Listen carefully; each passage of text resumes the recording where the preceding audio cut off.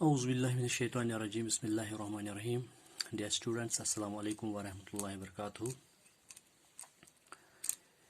8th class کے history کے questions ہم کر رہے ہیں چیپٹر نمبر 8 کی وومن کاسٹ اینڈ ریفارم جو چیپٹر کا نام ہے اس کے ٹیکسچوئل کوسچنز کر رہے ہیں. کل ہم 7واں کوسچن کر رہے تھے لیکن کسی وجہ سے وہ پورا نہیں ہو سکا تھا، تو آج ہم پھر سے کوسچن نمبر 7 دہرائیں گے. تو کوسچن نمبر 7 ہے، how did Jyoti Rao the reformers justify their criticism of caste inequality in society. Jyoti Rao جو تھے انہوں نے کیسے جسٹیفائی کیا، جو کرٹیسزم کیا انہوں نے کاسٹ ان ایکویلٹی پہ ہمارے سماج میں. کاسٹ ان ایکویلٹی پہ جو انہوں نے کرٹیسزم کیا وہ اس کو کیسے اس نے جسٹیفائی کیا. تو جو یہ جیوتی راؤ پھولے تھے وہ ایک لو کاسٹ لیڈر تھا. He criticised the caste inequality in our society. اس نے کاسٹ ان ایکویلٹی کو کرٹیسائز کیا ہے. Number 1، he opposed the idea that Brahmins were superior just because they were Aryans. اس نے اس بات کو اپوز کیا کہ جو برہمنز تھے ان کو سپیریئر مانا جاتا تھا کیونکہ وہ آرینز تھے. He argued that Aryans were foreigners who came from outside the subcontinent and defeated and subjugated the true children of our country. تو ان کا یہ ماننا تھا، ان کا کہنا تھا کہ جو یہ آرینز ہے یہ فارینرز ہے، یہ آؤٹ سائڈرز ہے، یہ باہر سے آئے ہیں. تو انہوں نے کیا کیا، جو یہاں ہمارے بچے ہیں، اپنے بچے ہیں، ان کو انہوں نے یہ مطلب ان کو انہوں نے پورا یہ دبا کے رکھا ہے.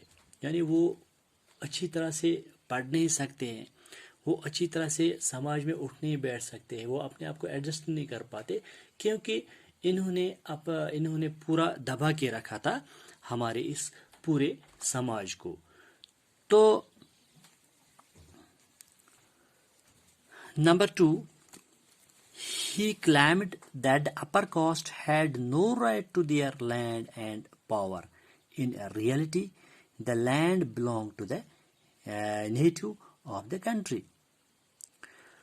تو وہ کہہ رہے تھے کہ یہ جو اپر کاسٹ ہے ان کو کوئی حق نہیں ہے، کوئی ان کا حق نہیں بنتا ہے کہ یہ جو زمین ہے اس پہ قبضہ جمائے، کیونکہ یہ زمین لوکل تھی، ہماری تھی. یہ باہر سے آئے ہیں، پھر انہوں نے ہماری زمین کو قبضہ کیا ہے، تو ان کا کوئی حق نہیں بنتا ہے کہ یہ ہماری زمین پہ قبضہ کرے، ہماری زمین کو کھائے.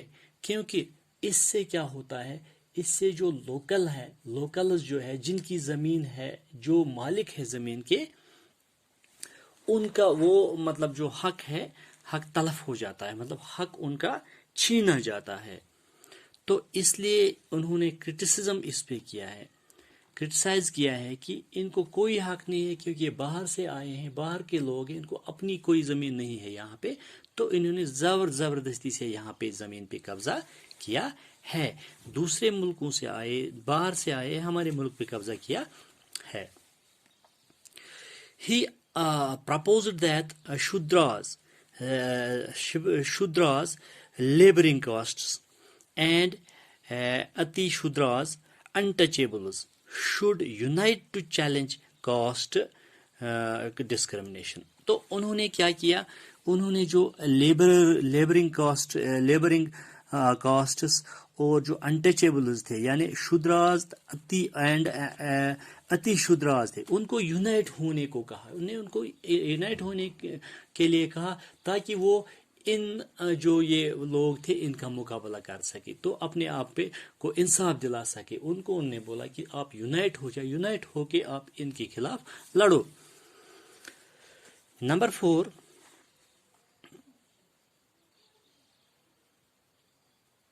by writing the book Gulamgiri, which means slavery, in 1873, Jyoti Rao justified his opinion about the caste inequality in our society۔ تو کیا 1973 میں جوتی راؤ نے ایک بک لکھی غلام گیری، تو اس میں انہوں نے کیا لکھا؟ اس میں انہوں نے ایک کاسٹ ان ایکوالٹی جو ہمارے سوسائٹی میں تھی اس پہ اوپینینز دیے کہ یہ کس طرح سے جو باہر سے لوگ آئے ہیں کس طرح سے انہوں نے اپنے جو جن کی اپنی زمین تھی، جو اپنے یہاں کے رہنے والے تھے، ان پہ جابرانہ قبضہ کیا ہوا ہے۔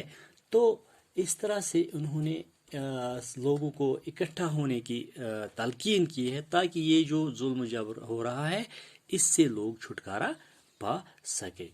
تو یہ تھا کوشچن نمبر 7۔ انشاءاللہ کل ہم کوشچن نمبر 8 کریں گے۔ جب تک کے لیے اجازت، خدا حافظ۔